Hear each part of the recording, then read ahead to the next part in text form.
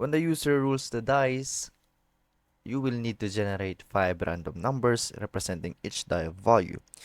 To start, create a for loop that will loop total of 5 times. So let's declare the for loop, parentheses, and then inside the curly braces is where we define the functionalities of our for loop.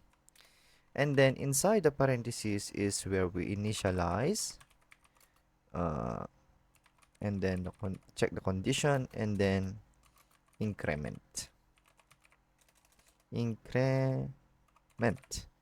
So as for the initialize, let's initialize.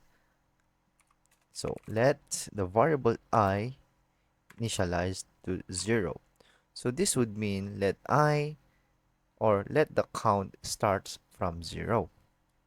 And there would be our condition. And as long, whoa, and as long as I is less than 5, we will increment. And we can increment with the use of using the initialized variable I inside the for loop with just I plus plus. So again, if we read this code, the count, the count should, no, let the count rather, let the count start from 0, and as long as the I, which starts from 0, is less than 5, it will continue to add.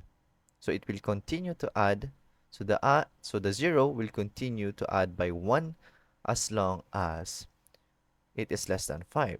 So that will essentially loop a total and generate 5 random numbers in a total of 5 times.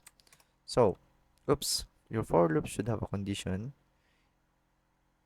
Oh, so rather than comma, that should be a semicolon.